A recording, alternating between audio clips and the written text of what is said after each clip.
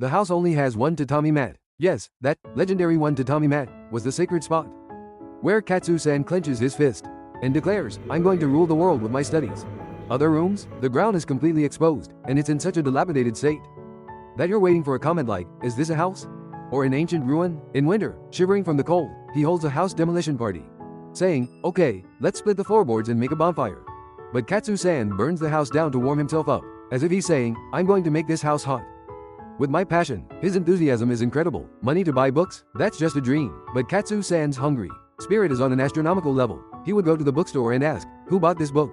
I'll investigate like the FBI. And then to the person who bought it, he would say, hey, buddy, can you lend me the book? I'll buy you a coffee. He would negotiate like a salesman in the Showa era. He would copy the borrowed book, word for word, with sweat and determination, as if he were copying a ninja scroll. He would say, poor? Who cares? My brain is a 3-star Michelin, and charge forward with sparkling eyes.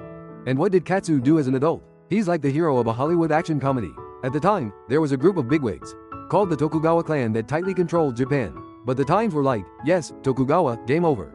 But if he crushed them with force, the whole of Japan would go bang, bang, bang, and fight in a war. Katsu-san said, war? Too boring. I'll make it a happy ending in one shot. And revved up his brain like a turbo engine. Then, what popped out of Katsu-san's head was a huge idea.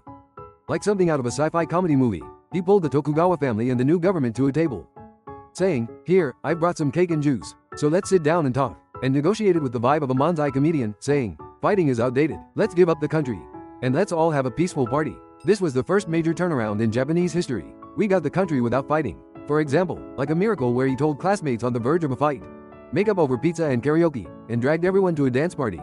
Katsu-san was like a magic director who turns fights all over Japan into smiles. So just imagine, what if Katsu Kaishu descended to 2045 in a time machine? The problem would be solved before breakfast. He broke into a UN meeting and said, you guys, eat pizza before you fire your missiles. We'll understand if we talk. He invited leaders from all over the world to online karaoke. Come on, let's all sing, one and only flower in the world. He'll hold a real peace party.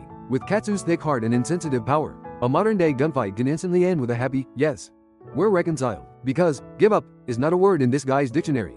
A superhero who saved Japan with his head, heart, and megaton-class thick skin. There is nothing stronger in the world than insensitivity will turn a modern-day war into a peace party in one shot. Everyone, like Katsu, yes, I'm going to make the world happy. Let's destroy any wall in a flashy way.